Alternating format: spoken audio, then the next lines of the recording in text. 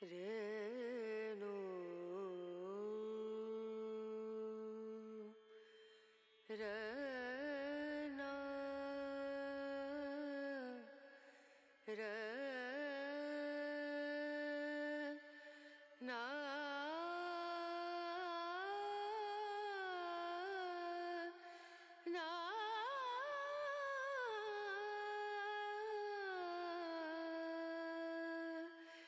રેણુ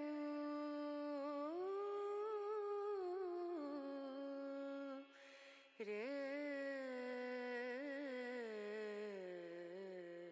મહંત મહેશગીરી બાપુ દેવરાજધામ ગુરુગાદી આજે તમે અત્યારે આવ્યા છો એ જગ્યા દેવરાજધામ સંત શ્રી દેવાયત પંડિત ચેતન સમાધિ સ્થાન અહીંયા લખેલું છે. આપણે આ સીડી છે ચડવાની નીચેથી સંત શ્રી દેવાયત પંડિત ચેતન સમાધિ સ્થાન એટલે દેવાયત પંડિતની સમાધિ સ્થાને તમે પહોંચ્યા છો. આ દેવાયત પંડિતનો પ્રગટ કરેલો ધૂણો લગભગ 750 વર્ષ જૂનો ધૂણો છે અને ચેતન ધૂણો છે. આ સદાના માટે ચેતન રહે. અને આ છે એ અમારા દાદાની સમાધિ સ્થાન છે અને આ છે એ પણ દાદાની સમાધિ સ્થાન છે. આખી લાઈન છે, લગભગ 17 સમાધિઓ છે દેવાયત પંડિતના સાથે અમારા પરદાદાઓની. આ હનુમાનજી દાદા બેસાડેલા છે, અહીંયા ભૈરવ દાદા બેસાડેલા છે. બીજી સમાધિઓ આ બાજુ છે. એમ કરીને બધી 17 સમાધિઓ છે દેવાયત પંડિતના. આ જે છે અહીંયા લખેલું છે વિશ્વ પ્રસિદ્ધ આગમવેતા સંત શ્રી દેવાયત પંડિત ચેતન સમાધિ સ્થાન. એટલે આ જે છે કુંવારી ભૂમિના અંદર દેવાયત પંડિત દાદાએ સમાધિ લીધેલી. 750 વર્ષ પહેલાં આ જગ્યા ઉપર એમને સમાધિ સ્થાન કરેલું. સમાધિ લેતા પહેલાં એમને અહીંયા બીજા ઘણા કામ કર્યા છે એ હું કહું છું આપને. આ દેવલદેમાની સમાધિ છે. આ સતી દેવલદેમાની સમાધિ છે. રામદેવજી બાપાને માઉન્ટ આબુ પર મળેલા ત્યાં આગળ રામદેવજી બાપાએ હાથોહાથ એક કળશ આપ્યો હતો અને એ કળશ સ્થાપના આ જગ્યા ઉપર કરેલી. રામદેવજી બાપાની સ્થાપના અહીંયા કરેલી. તો અહીંયા લખેલું છે આપણે સિદ્ધ રામદેવજી ભગવાન હસ્ત કળશ મંદિર. એટલે જે હાથોહાથ હેન્ડ ટુ હેન્ડ જે કળશ આપ્યો હતો એ કળશની સ્થાપના દેવાયત પંડિતે અહીંયા કરેલી, રામદેવજી બાપાની સ્થાપના. હા, આ જે છે એ સેવા છે જે રામદેવજી બાપાના પાઠની અંદર આપણે જૂની સેવા શેષનાગવાળી જે સેવા હોય ને એ સેવા છે. આ દસનામના કુળદેવી પુણ્યગીરી માતાજીનું સ્થાપન છે. આ સ્વયંભૂ હાથ છે માતાજીનો. આ બાજુ આવો તો આપણે બતાવો. એ માતાજી જે વખતે પ્રગટ થયા એ વખતે સ્વયંભૂ હાથ છે. હા, એ રહ્યો. ઓકે. જે હા કૈલાસગીરી બાપુ અને કૈલાસગીરી બાપુના પુત્રો અમે કે હું એક મહેશગીરી ને એક ધનગીરી બાપુ. ધનગીરી બાપુ છે એ અત્યારે ગાદીપતિ છે અને હું લઘુ મહંત તરીકે છું જગ્યામાં. એનો પાઠ જે માટીનો પાઠ કહેવાય એ માટીનો પાઠ છે જે બલિરાજાએ પાઠ કર્યો, વેદીવાળો પાઠ. બરાબર. 12 જ્યોતિ પાઠ છે. એમાં ભૈરવજી છે, હનુમાનજી છે, 4 ગાદી છે, 4 સાખ્યા ગાદી છે, શક્તિ ગાદી છે, એમ કરીને જોત છે. શિવજી બાપા, લાસ્ટ રામદેવજી બાપા છે.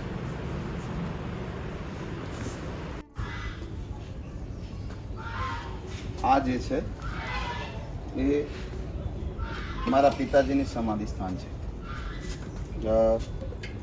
77ની સાલમાં એમને સમાધિ લીધેલી. 77ની સાલમાં વૈશાખ સુદ પૂનમના દિવસે એમને અહીંયા સમાધિ સ્થાન લીધેલું કૈલાસગીરી. હું તમને બતાવું કે શિલાલેખ છે. આ શિલાલેખમાં દેવાયત પંડિત દાદાની ભવિષ્યવાણી લખી છે. એમાં આ જે લખેલું છે પહેલા પવન ફરૂક છે, નદીઓમાં નહીં હોય નીર. બરાબર. અત્યારે લગભગ નીર બધા સુકાઈ ગયા છે નદીઓમાં. પોતર દિશાથી સાહેબો આવશે હનુમાન જતી વીર. હવે આ જે વાણી છે એમાં લખ્યું છે કે ધરતી માથે હેમળ હાલશે, સુના હશે નગર મોજાર. જે લોકડાઉનની અંદર આખા ધરતી માથે સાધનો ફરતા બંધ થયા અને સુના થઈ ગયા નગર મોજાર, એવા શબ્દો છે. પછી લખે છે લક્ષ્મી લૂંટાશે લોકો તણી નહીં હોય રાડકે ફરિયાદ. તો આ આપણે નોટબંધીમાં ગણીએ તો પણ એવું બન્યું. અને હમણાં જે અમારા અરવલ્લી જિલ્લાની અંદર પણ એવું બન્યું છે તો કરોડો રૂપિયા લોકોના ગયા પણ કોઈને નહીં ફરિયાદ કરી કે નથી કોઈને કહી શક્યા. બરાબર. આ બીજી વાત લખી છે, પોરો આવશે પાપનો ધરતી માગશે ભોગ. બરાબર. તો હવે આ ભોગનો શબ્દ છે, જે ભૂકંપ થયો પછી કેટલા ખડકે સંવારશે, કેટલા મરી જશે રોગ. જે હવડા નવા રોગ આવે છે, એમાં કોરોના આવ્યો એક, હજુ તો ઘણા રોગ બાકી છે. જતી સતીને સાબરમતી ત્યાં થશે સુરાના સંગ્રામ, જે અમદાવાદની વાત કરી છે. બરાબર. પછી કાયમ કાલિંગાને મારશે, નકલંગ ધરશે નામ. એટલે પાછા ભીમ ને અર્જુન જેવા આવવાના છે, પણ મશીન ગન લઈને આવશે, એવી વાતો કરી છે. પછી આમાં લખ્યું છે, ખોલો પુસ્તક, ખોલો પાનિયા, ખોલો કાજીના કુરાન. બરાબર. અસલ જાદી ચૂડલો પહેરશે, આવા છે આ ગામના હવે ધાણ. બીજો શબ્દ લખ્યો છે, કાકડિયા તળાવે તંબુ તણાશે, 100 ગામની સીમ. બરાબર. કાંકરિયા તળાવ કેવા આવ્યું તો અમદાવાદમાં આવ્યું. જે અમદાવાદ રિંગ રોડની અંદર કેટલા ગામ હતા, હવે નવો રિંગ રોડ જે મંજૂર થાય છે ને એની અંદર 200 ગામ પૂરા આવી જાય છે. તો આમાં એવું લખ્યું છે 100 ગામની સીમ એમ. પછી રૂડી વેરા રડિયામણી ભેળા હશે અર્જુન ને ભીમ. 16 કળાનો સૂરજ ઉગશે, ધરતી તાંબાવરણી થશે. તાંબાવરણી એટલે અંગારા જેવી એમ, બળીને બધું ખાક થઈ જશે. પછી લખે છે, કળિયુગ ઉથાપી સજ્જુગ થાપશે. અને વાણી દેવાયત પંડિત ગાય. આવી વાણી દેવાયત પંડિતની છે. બીજા ઘણા બધા જે લાજ મર્યાદા વ્યવહાર જે આપણા સમાજનો એ બધો તૂટી જશે, કશું રહેશે નહીં. દેવાયત પંડિતના બોલ છે ને એ છે કળિયુગ. કળિયુગ જાગ્યો છે હવે, અને આપણે જોઈએ છીએ, આપણને જોવા મળ્યું છે. હજુ ઘણો બધો દેવાયત પંડિતના જે બોલ છે એ બધા થવાના જ છે.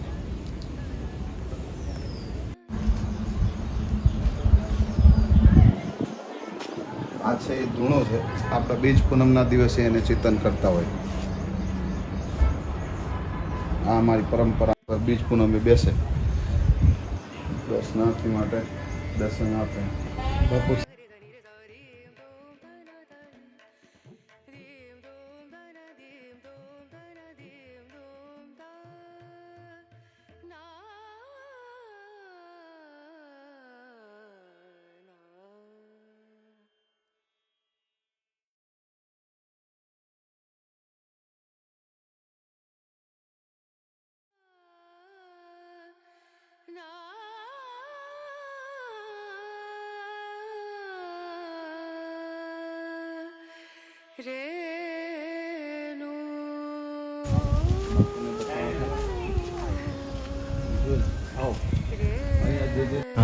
એમની યાદી અમે અહીંયા કરી છે. એમાં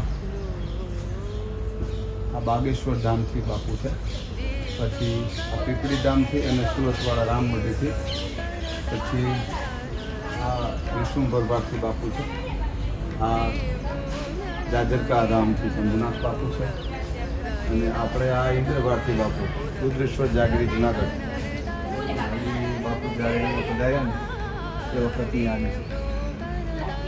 પછી એમ બધા કલાકારો છે. અને આ તરુણ સાગરજી જે કડવા વચન, એમને હું એકવાર મળ્યો હતો. અને આપણા વિજ્ઞાની બુકો એમને આપી હતી. પછી આ બીજા સંતો જે આવ્યા છે ને એમની યાદી છે બધી. આ પ્રવીણ ચોગડિયા, મનમોહન, મોરારી બાપુ એ બધા જે સાધુ સંતો અહીંયા પધારે એમની યાદી.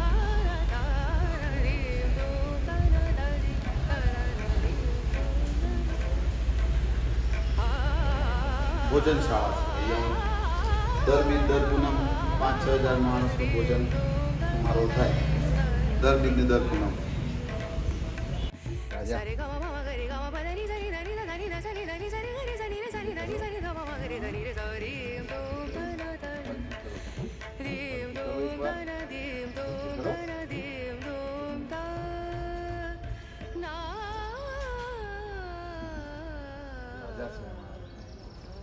આ શોભાજી સરોવર છે, જેમાં આપણે કમળના ફૂલના દર્શન થાય. આપણે જઈ રહ્યા છીએ ભૈરવથી જઈ રહ્યા છીએ. ભૈરવજીનો ઘણો છે ત્યાં.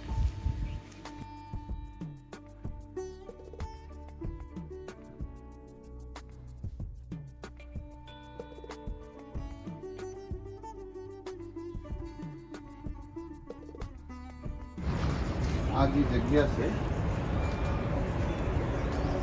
આ ભૈરવ ટૂંકની જગ્યા છે. અહીંયા ભૈરવ ધૂણો છે. ભૈરવ દાદાની સ્થાપના થયેલી છે વર્ષો પહેલા.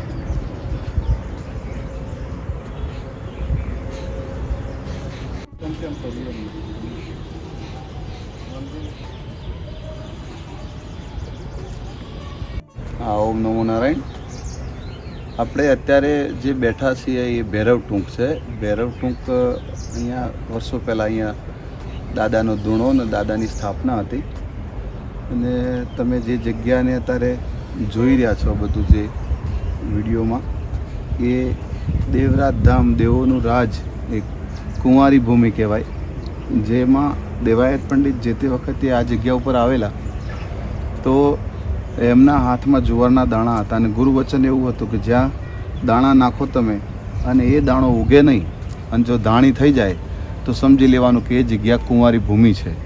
તો દેવાયત પંડિતે આખું એમનું જો કે જન્મસ્થળ અને કર્મભૂમિ વંથલી, જુનાગઢ વંથલી, ત્યાંથી છેલ્લે આખું એમનું જીવન ચરિત્ર પૂરું થયું લાસ્ટમાં આ જગ્યા ઉપર આવ્યા. એ વખતે એમને ત્યાં એ હું તમને આમાં બતાવ્યું છે, એ જગ્યામાં જુવારના દાણા નાખ્યા ને તો ધાણી થઈને ફૂટી હતી એ જગ્યા ઉપર.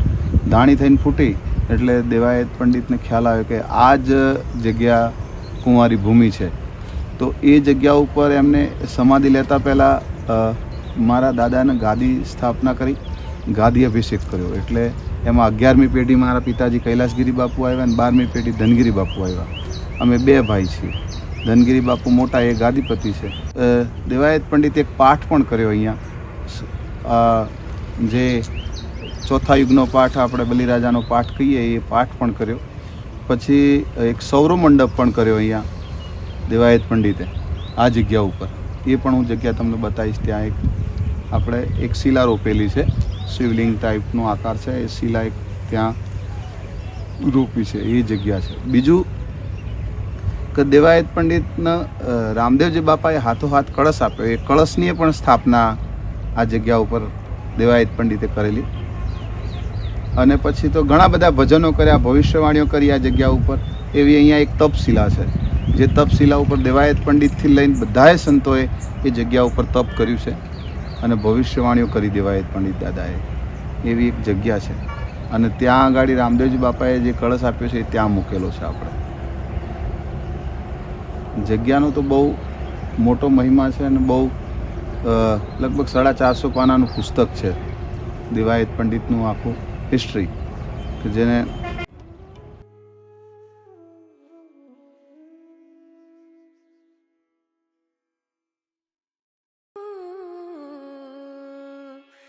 રે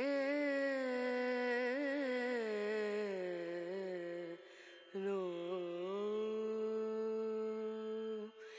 dim dum da na da dim da na na dim dum da na da dim da na dim dum da na dim dum da na da dim da na o da ni da na di da na na o da ni da na di da na na da na da di na da dim dum da na da dim da na dim dum da na da dim da na dim dum da na da na dim da na da dim da na na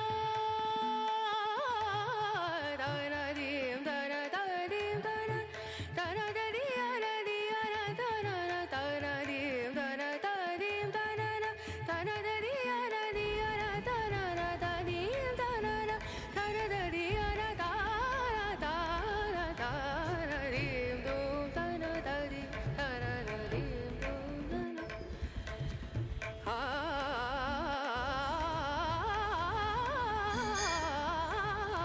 dim dum da na da dim da sari ga ma ga ri ga ma ni sari na ni na ni na sari na ni sari na ni sari na sari na ni sari ga ma ga ri da ni da dim dum da na da દર્શન કરવાની 1 થી 14 એક મૂકી 14 મૂકી.